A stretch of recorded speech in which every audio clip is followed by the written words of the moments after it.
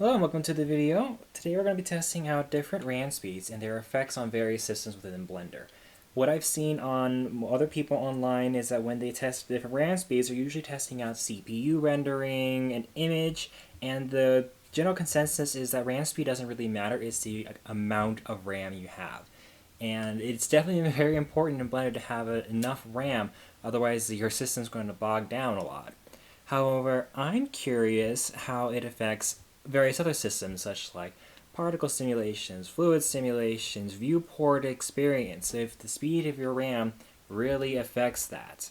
And so what we have here is we have my own RAM. It's 3200 megatransfers per second and it's a cast latency 16.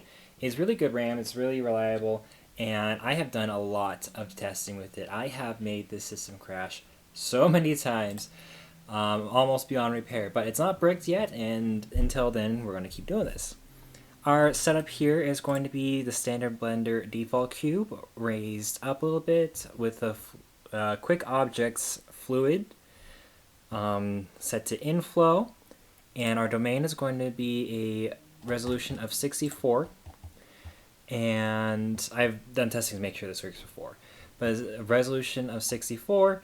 These are my settings. I set the viscosity to the default value and the mesh to the default, and we're just going to go ahead and bake it and see how long it takes. Without further ado, let's get going.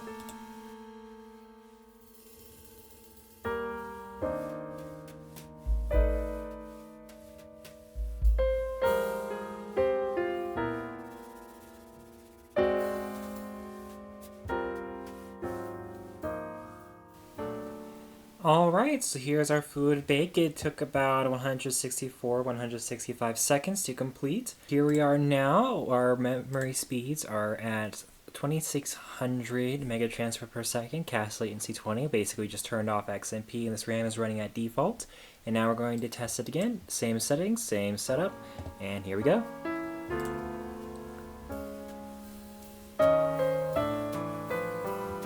Oh.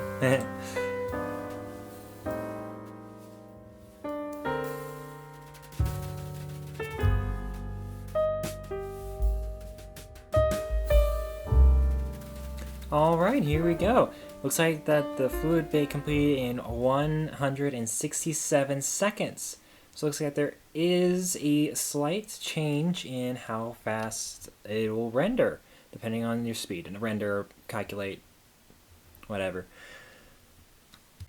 Okay, so my computer wasn't really happy when you put the RAM that low. I tried setting it to cast latency 20, RAM speed 1600, and it didn't like that either, but it would try to boot. So currently we have this at 1600 megatransfers per second, cast latency 11. That's the default cast latency. I refuse to touch it now, and we are going to render it again or bake it again.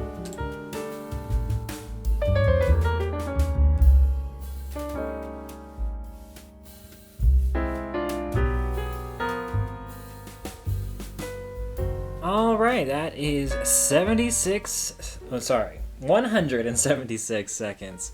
That is actually pretty interesting. It looks like the RAM speed does matter somewhat. I'm going to render this out a couple times again and put it in a graph and see what, just how much it does. Alright, now bear with me and forgive the poorly put together graphs for visualization purposes. But as we can see over here, we have our different RAM speeds. As a reminder, I have a Ryzen 9 5900X CPU and 32 gigabytes of RAM. As we can see here, there is a noticeable difference in times between different RAM speeds. However, this is not the type of difference that you're going to see with games per se. I have no reasonable explanation for this other than most of the processing is going to be done within the CPU, and so the information that it sends to the RAM isn't as important as your CPU's own processing power, but it looks like that there is a slight difference depending on the RAM speed you take. up to 5% if you really want to make your CPU have to work with and almost not boot on really, really slow RAM. So this was interesting. I'm glad I did it, and I hope you all enjoy it too. I would say don't worry too much about your RAM speeds if you're building a computer designed for Blender. I'm going to keep testing this. We're going to be doing different RAM speeds on various different parts of Blender that I can objectively test, and we're going to go from there. Thank you all for watching, and have a good rest of your day.